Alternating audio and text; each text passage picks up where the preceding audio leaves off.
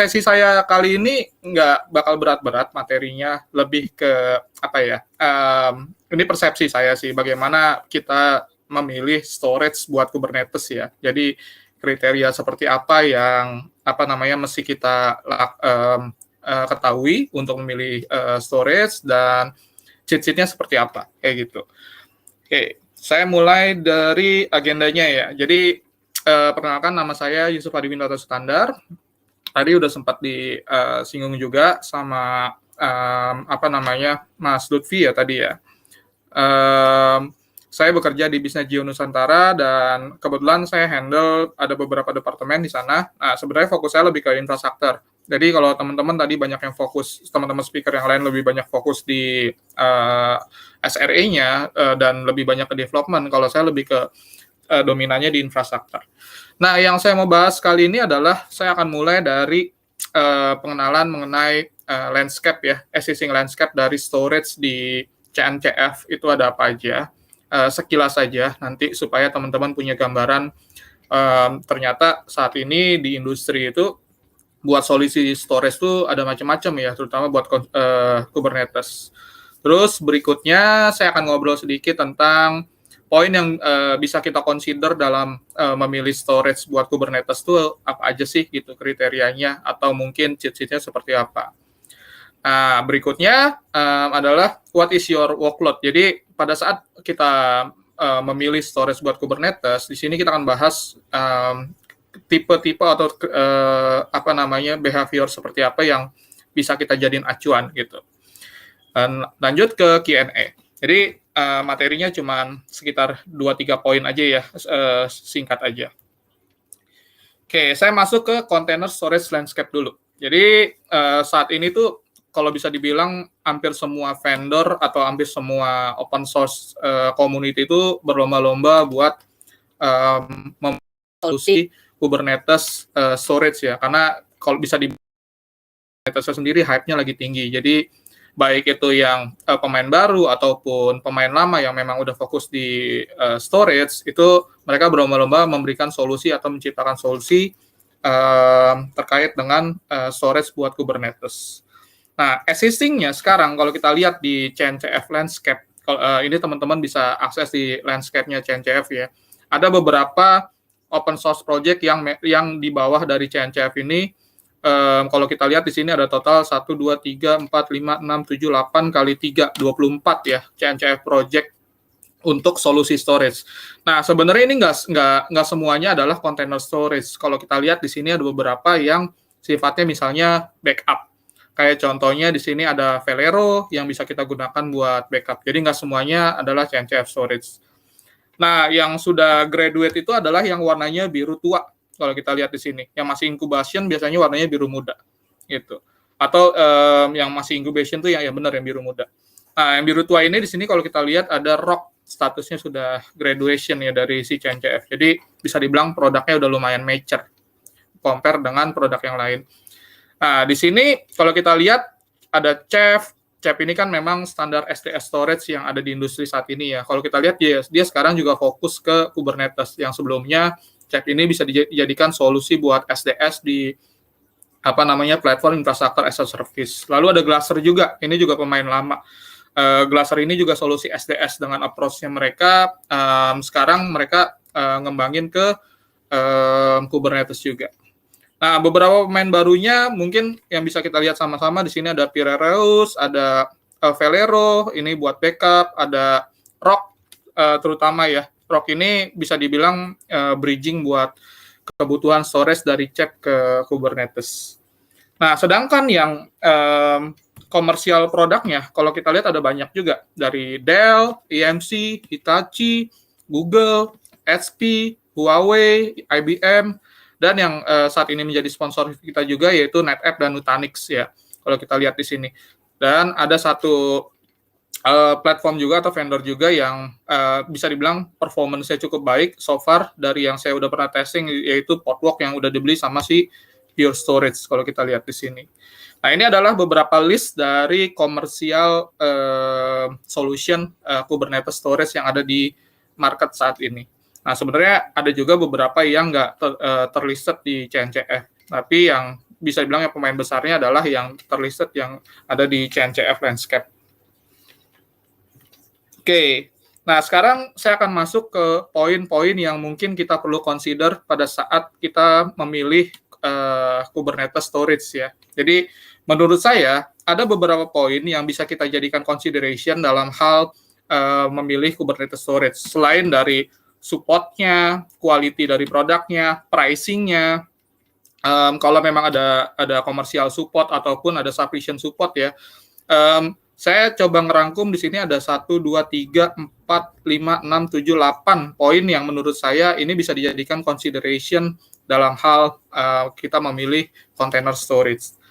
Nah, poin yang pertama adalah ya of course karena saya orang open source dan suka open source, jadi sebisa mungkin produk yang saya pilih dan menurut saya baiknya adalah kita memilih produk yang base-nya adalah open source gitu. Karena dengan produk yang berbasis open source kita nggak vendor lock-in dan kita bisa menggunakan hardware yang berbasis komoditas juga. Kalau misalnya kita menggunakan solusi storage yang berbasis komersial produk, biasanya mereka jual storage appliance juga, jadi udah bundling antara hardware-nya dengan solution-nya. Nah, menurut saya itu vendor lock-in karena kita ada keterikatan terhadap hardware-nya. Cuman di samping itu komersial produk tersebut itu juga memberikan performance yang lebih baik karena mereka bisa melakukan testing yang secara komprehensif antara hardware dengan platformnya mereka supaya solusi storage yang diberikan lebih optimize seperti itu. Jadi plus minus antara open source dengan yang komersial ya. Nah, kalau misalnya kita menggunakan open source sudah pasti secara cost operation ataupun acquisition teknologinya kita bisa turunin.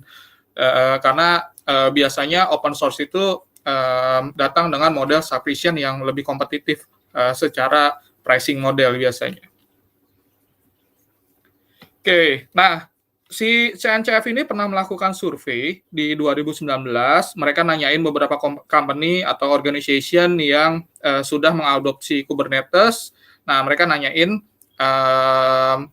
pada saat mereka mengadopsi Kubernetes, storage apa sih yang mereka biasanya pakai.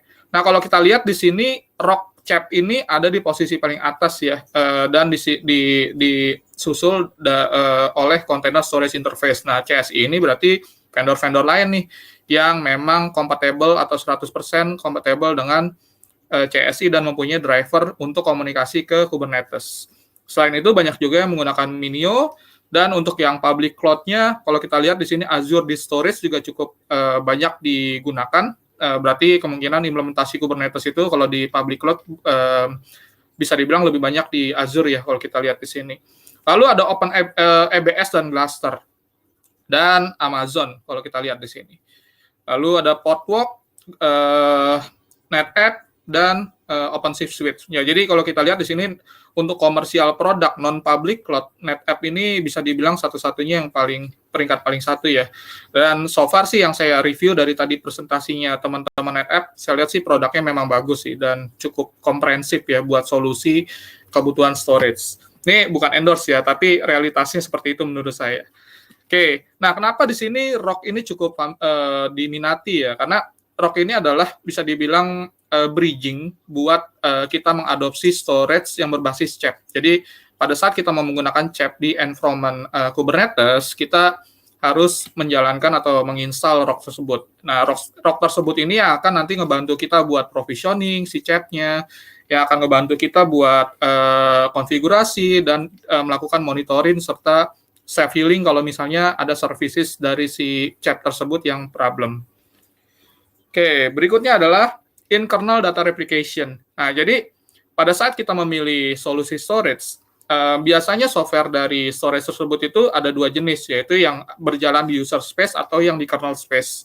Beberapa solusi storage itu punya performance lebih baik karena dia running di kernel space, sehingga layer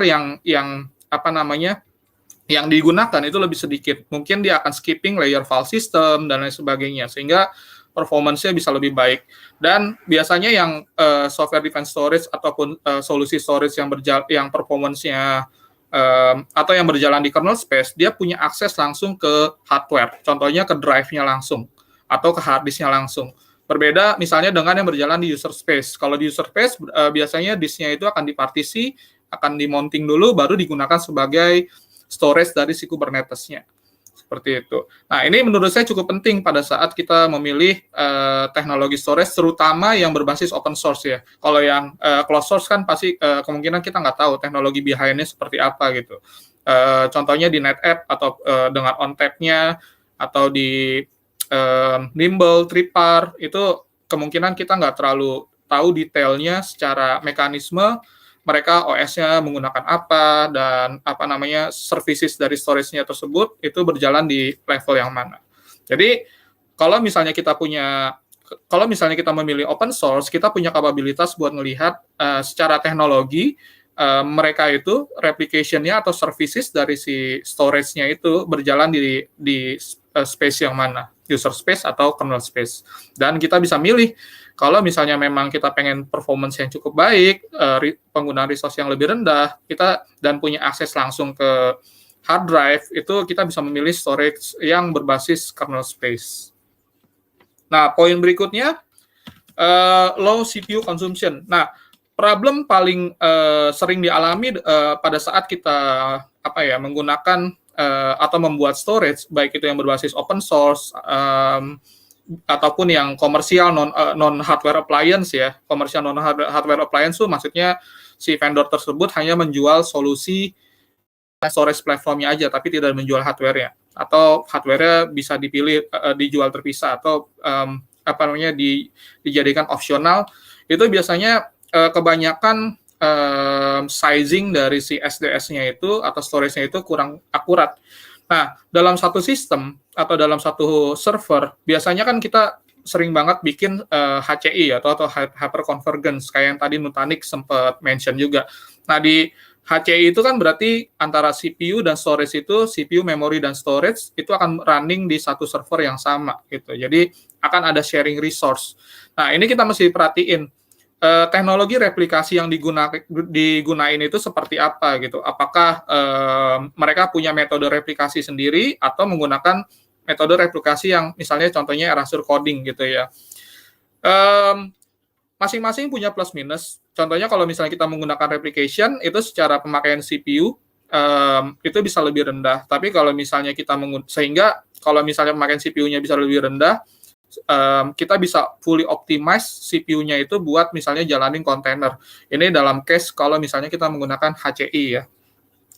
Nah, berikutnya erasure coding. Erasure coding ini performance-nya bisa lebih bagus, cuman kebutuhan buat CPU-nya itu lebih tinggi. Jadi mesti di make sure dan mesti di manage benar-benar resource management ya. Berapa persen dari CPU yang digunakan buat SDS, berapa persen dari CPU yang digunakan buat networking, dan berapa persen dari CPU yang digunakan sebagai Docker kontainernya tersebut gitu. Jadi masing-masing vendor itu punya approach yang berbeda-beda terkait dengan SDS engine yang mereka punya. Kita harus benar-benar cermat memilih SDS tersebut itu lebih modelnya itu lebih ke CPU konservatif atau memory konservatif, sehingga kita bisa memanage resource dari si HCI-nya lebih baik. Oke, berikutnya adalah solusi dari storage yang diberikan itu harus support automatic resizing dan provisioning, atau baiknya mempunyai fitur tersebut, karena bisa dibilang maintenance storage itu nggak mudah gitu. Resikonya buat data loss itu sangat tinggi. Kayak misalnya kalau solusi storage yang kita menggunakan itu tidak mempunyai fitur buat rebalancing dan lain sebagainya, berarti kita mesti mindahin data atau objek secara manual gitu. Atau kita harus men-trigger rebalancing data secara manual juga. Nah, ini juga cukup penting untuk memudahkan kita dalam memanage storage ya di environment Kubernetes. Nah, kan kebanyakan kan teman-teman yang menggunakan Kubernetes ini levelnya lebih ke SRE ya. Mereka mungkin fokusnya nggak terlalu banyak ke infrastruktur. Dengan menggunakan platform storage yang mempunyai feature automatic resizing dan provisioning, asumsinya dan ekspektasinya kita bisa lebih mudah dalam hal memanage storage Kubernetes tersebut. Lalu yang berikutnya mesti kita perhatiin adalah interfacing dari storage tersebut. Jadi kita mesti tahu requirement dari aplikasi kita itu seperti apa. Apakah satu storage itu di-mounting ke banyak POD atau kontainer atau hanya di read only doang. Nah, itu kita mesti tahu sehingga kita bisa pilih storage platform tersebut yang mendukung kebutuhan dari si aplikasi kita. Gitu. Contohnya di sini ada iSCSI ya. Kalau kita lihat iSCSI di sini supportingnya ada di read write once, read only many, dan read hanya 2 itu aja. Nah, kalau misalnya kita butuh untuk memounting 2 physical volume atau physical volume ke 2 POD yang berbeda dan keduanya harus bisa nulis, berarti kita harus pilih storage platform yang support read write many misalnya. Contohnya adalah ChapFS, Azure File, dan lain sebagainya. Saya sampai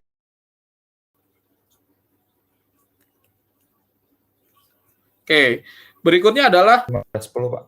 Oh, 1510 ya. Berarti 1610, Pak. Maaf, Pak. Oh, 1610. Berarti sebentar lagi ya, saya cepetin aja.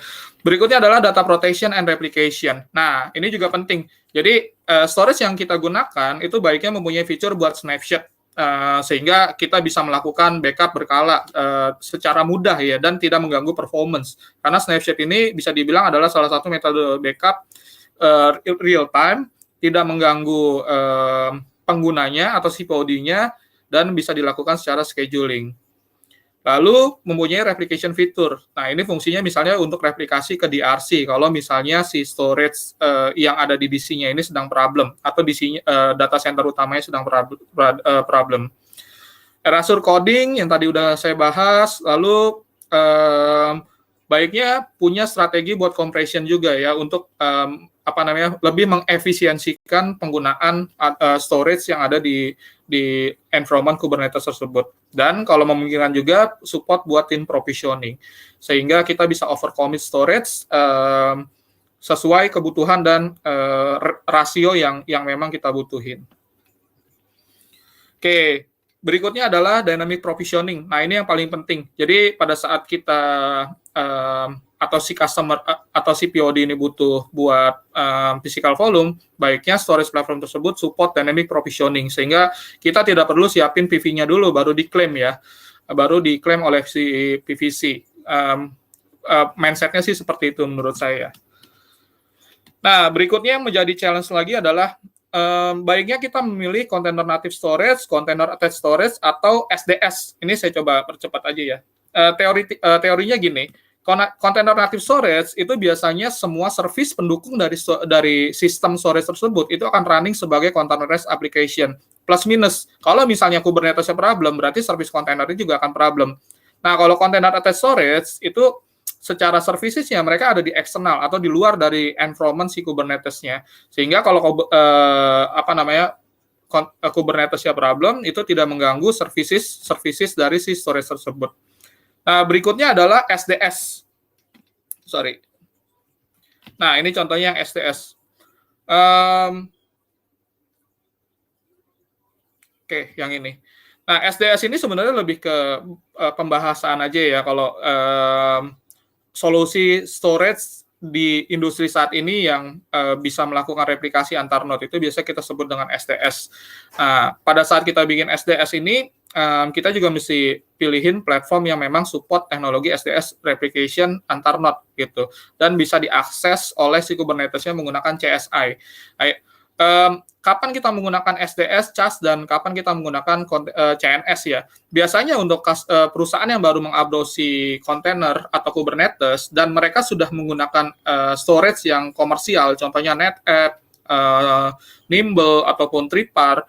Nah, untuk journey awalnya mereka bisa menggunakan CAS atau Container Attached Storage karena beberapa vendor tersebut itu menyediakan driver buat si Kubernetes-nya. Nah, nanti kalau udah mulai mature, mungkin akan mulai mengconsider menggunakan CNS ya, Container Native Storage gitu. Sehingga nanti manajemennya itu semua dalam satu environment cluster seperti itu. Kalau memang si storage tersebut tidak digunakan oleh services yang lain ya, misalnya non Kubernetes, itu bisa menggunakan CNS. Tapi kalau misalnya storage tersebut digunakan oleh service lain, misalnya yang bukan Kubernetes, maka baiknya menggunakan yang CAS atau Container Attached Storage karena storage tersebut mensupport untuk dikonekkan ke Kubernetes ataupun ke legacy konektivitas yang lain. Oke. Nah, berikutnya adalah pada saat kita memilih storage, kita harus mesti tahu workload dari aplikasi itu seperti apa gitu. Apakah workload-nya itu akan IOPS intensif, throughput intensif, atau justru malah dia hanya butuh kapasitas saja gitu. Nah, ini ada beberapa cheat sheet pada saat kita menentukan storage solution buat Kubernetes.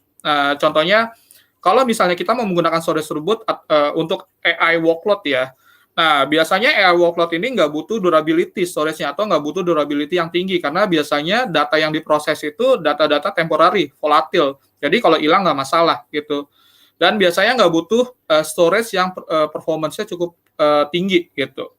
Dan biasanya nggak butuh dedicated disk. Berbeda halnya kalau misalnya kita menggunakan Postgre. Nah, pada saat kita menggunakan Postgre sebagai persistent storage untuk kontainer kita atau untuk di dalam kontainer kita, biasanya kita butuh durability supaya kalau misalnya storage-nya problem itu bisa bisa survive gitu.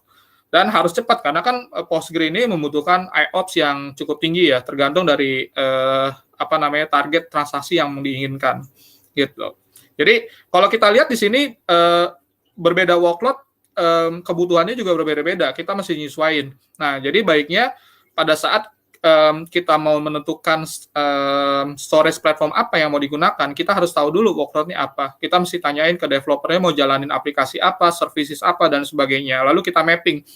Untuk aplikasi A, misalnya kebutuhannya adalah IOPS-nya harus tinggi, throughput-nya harus tinggi, dan harus punya dedicated disk.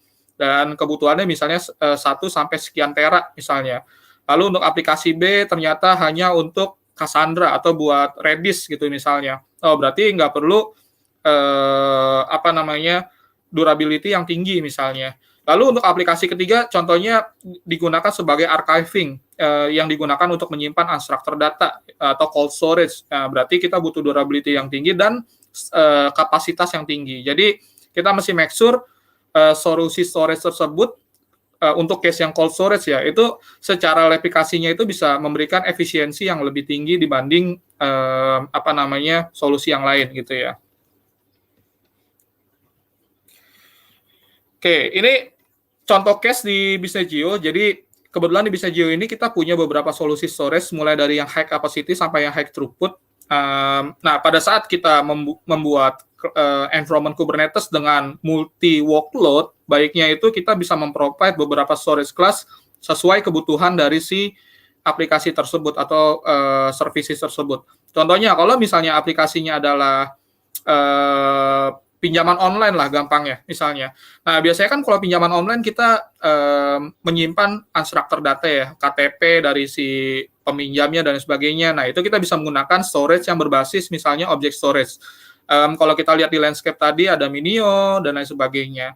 Lalu untuk konten dari websitenya, var HTML-nya kita bisa naruh di storage yang non-object storage dengan performance yang lumayan supaya nanti pada saat di request performance-nya bisa lebih bagus. Nah, database-nya bisa kita taruh di storage yang IOPS-nya cukup tinggi sesuai kebutuhan IOPS dari si aplikasinya. Dan kalau memang di situ ada koneksi ke core banking atau buat high performance computing, kita harus menyediakan storage yang performance-nya juga cukup tinggi. Seperti itu. Oke, ini ada beberapa feature yang kita coba compare di Bisnegio. Kita sempat nge-research beberapa solusi storage, contohnya OCS ini OpenShift Container Storage based on CHAP. Dan di sini ada OCS yang berbasis block device, ada yang berbasis file system ya. Dan di sini ada juga Portworx, CleanStore dan sebagainya. Nah, kriteria yang saya gunakan buat memilih storage adalah pertama dia harus punya IOPS limitation supaya setiap kontainer ataupun POD itu tidak saling berebutan IOPS gitu. IOPS-nya bisa dari sisi per VPC, bisa per storage class atau per namespace gitu. Tadi saya lihat si NetApp itu bisa ngelimit IOPS per namespace. Nah, itu bagus banget gitu. Dan beberapa solusi seperti Nimble atau Tripar itu juga sama. Ini yang saya tahu ya, dan yang saya sudah gunakan. Bukan berarti saya prefer ke produk tersebut. Itu juga sama, punya feature buat melimit per namespace at least. Nah, kalau bisa lebih baik lagi adalah per VPC. Jadi setiap PVC yang diklaim sama POD kita bisa limit IOPS-nya. Nah, kalau memang mereka punya limitasi throughput itu akan lebih baik. Jadi antara jalur dan lalu lintasnya kita bisa limit gitu. Nah, berikutnya menurut saya penting adalah bisa train provisioning sehingga dari 10 tera kapasitas storage yang kita punya secara raw device itu kita bisa provisioning physical volume client sebesar misalnya 20 tera dengan rasio 1:2 misalnya. Dan compression, encryption, sama snapshot. Ini menurut saya fitur-fitur yang cukup penting yang dibutuhin pada saat kita memilih storage platform. Kita juga sempat compare beberapa performance dari storage yang ada di CNCF Landscape, terutama yang open source. Dan kalau kita lihat di sini Podwalk yang ini kebetulan saya pakai yang versi trialnya, berarti yang enterprise-nya. Kalau dilihat di sini performance-nya itu bisa lebih tinggi gitu. Ini bukan berarti saya prefer Podwalk ya, tapi hasil dari testing kami menggunakan hardware yang sama. Di sini Podwalk untuk standar skenario testing IOPS itu punya performance yang lebih tinggi. Contohnya di random read write IOPS dengan spek yang sama dia unggul di 25,8K read IOPS dan 911 write IOPS. Tapi kalau kita lihat di sini yang paling tinggi buat random write IOPS-nya adalah di CHEP kalau kita lihat di sini. Nah, dari sisi throughput ini Podwalk juga masih paling tinggi kalau kita lihat untuk yang read. Tapi yang write-nya ini ada di CHEP gitu. Nah, untuk latensinya bisa dibilang Podwalk ini cukup paling rendah, terutama untuk yang read. Tapi untuk yang write-nya dia cukup tinggi ya, beda dengan yang CPFS sama RBD. Ini kalau kita lihat latensinya cukup rendah. Jadi masing-masing storage platform ini kalau kita lihat punya keunggulan masing-masing gitu. Yang belum kita sempat testing adalah Linstore, Storepool, dan Piraeus waktu itu, sama Robin yang belum sempat kita testing. Tapi dari data ini menarik, kita bisa ngelihat setiap storage platform itu punya keunggulannya masing-masing. Jadi kalau misalnya teman-teman aplikasinya itu lebih banyak read, mungkin akan tepat menggunakan Podwalk sebagai solusi storage-nya. Tapi kalau misalnya kebanyakan write, berarti yang lebih tepat adalah mungkin Rockchip RBD ini, misalnya. Maaf Pak, last slide. Siap. Ini ada beberapa pertanyaan soalnya Pak. Oke, siap. Ya, ini perbandingan lain. Ini saya ambil dari internet. Teman-teman bisa jadiin acuan juga. Di sini ada komparasi buat Piraeus ya. Salah satu storage solution lagi hype selain dari Store OS ataupun OpenRB. Bisa jadi. Kira-kira itu sih presentasi saya. Semoga bisa memberikan bayangan bagaimana kita memilih storage yang tepat buat Kubernetes kita. Silakan. Yang mau nanya. Pak, terima kasih Pak. Oke, ini ada beberapa pertanyaan Pak. Yang pertama dari Mas Akbar Herlambang, apakah dynamic provisioning itu bisa reusable ya Pak? Let's say no container claim a while, apakah akan destroy? Ya, itu kan tergantung policy dan storage yang mensupport ya. Ada yang storage class yang dari si CSI-nya itu support buat kalau setelah kita lepas PVC-nya itu bisa diklaim ulang gitu. Jadi itu menyesuaikan dari storage platformnya sih menurut saya. Ada yang bisa, ada yang enggak. Siap. Oke, mungkin itu jawaban dari Pak Yusuf, Mas Herlambang. Kemudian dari Mas Giri, apakah support CSI atau Container Storage Interface harus jadi salah satu pertimbangan kita dalam memilih storage ya Pak? Atau Dan satu lagi Pak, dari semua pilihan storage vendor, apakah semuanya itu udah support CSI ini Pak? Oke. CSI ini menurut saya nggak selalu jadi acuan ya. Ini menurut pribadi saya ya, karena beberapa solusi storage kayak misalnya Storepool itu mereka nggak punya CSI, tapi mereka punya approach lain yang menurut saya lebih bagus dari sisi performance ya. Dan kebetulan kita juga udah pernah testing juga itu tanpa CSI gitu. Dan ada beberapa storage juga yang misalnya contohnya yang dia nggak ada CSI dan dia cuma provide kasih target, itu juga menurut saya nggak masalah juga dari sisi performance gitu. Jadi kalau kriterianya adalah performance, menurut saya CSI bukan selalu jadi poin yang penting sih gitu. Tapi kalau interoperability, menurut saya CSI itu solusi storage yang dipakai itu menurut saya harus bisa menggunakan atau mempunyai fitur CSI driver. Yang kedua tadi apa pertanyaannya? Sorry. Semua pilihan vendor itu udah support CSI semua belum, Pak? Kalau saya lihat yang ada di CNCF Landscape, yang saya tahu sejauh ini mereka punya CSI driver. Oke, Pak, siap. Oke, ini pertanyaan dari saya sih, Pak. Ya, nggak boleh nanya, Mas.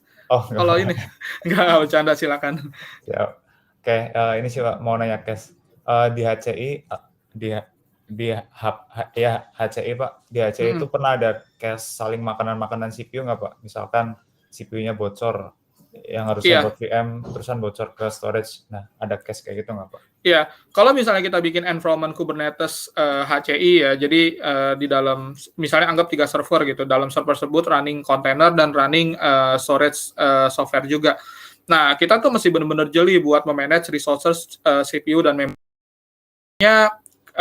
Saya ngomong tentang CHAP ya, CHAP itu kan punya requirement buat memori per terabyte storage, misalnya per 1 terabyte-nya itu memorinya butuh 1 giga gitu. Nah, itu kita penuhin aja requirement-nya. Dan kalau misalnya kita punya kapasitas 512 giga memori di server tersebut, itu nggak bisa dipakai full. Kita mesti kurangin buat kebutuhan dari si storage platformnya, kebutuhan buat networking-nya, baru sisanya kita bisa gunakan buat kontainer. Nah, kebanyakan kan orang berasumsi kalau kita punya 512 giga memori dan kita bikin HCI, itu semuanya full dipakai 512 buat kontainer. Nah, itu pasti akan berebutan resource gitu.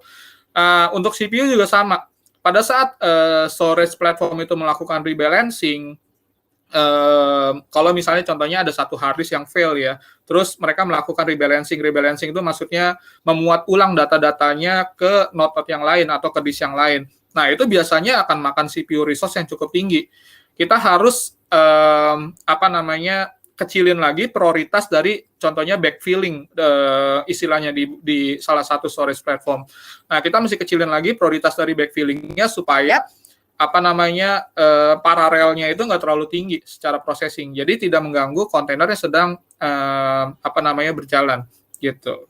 Dan kebanyakan lagi problemnya adalah pada saat kita membuat HCI dan SDS, misalnya kita dapetin total IOPS itu 10.000 ya. Nah, biasanya itu 10.000-nya dialokasiin semua ke kontainer. Nah, itu juga kurang tepat karena seharusnya kita harus menyisakan sekitar mungkin 30% atau total IOPS kapasitas itu untuk keperluan rebalancing dan backfilling. Jadi pada saat rebalancing dan backfilling itu tidak mempengaruhi kontainer yang sedang berjalan dan menggunakan physical volume tersebut.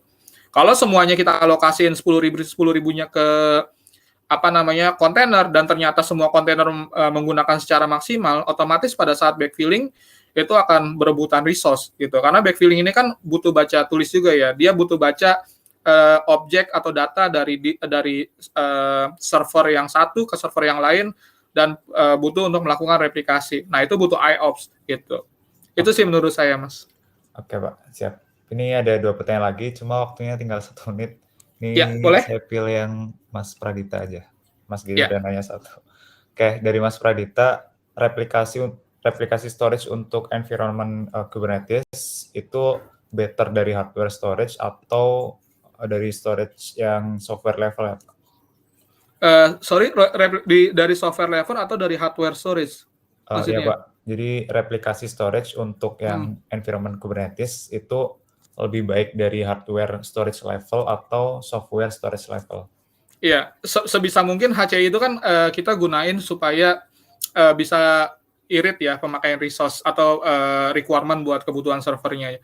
Kalau memang kita bisa keluarin role storage tersebut ke hardware yang lain atau ke server yang lain, baiknya replikasinya biar di-take care di storage server tersebut gitu. Jadi kontainernya server buat kontainer ya khusus buat kontainer aja, nggak menjalankan role sebagai storage. Itu sih kalau preferensi saya gitu. Karena yang tadi saya bilang managing resources di HCI itu sangat challenging lah. Kita mesti benar-benar tahu gitu detailnya dan secara alokasinya seperti apa.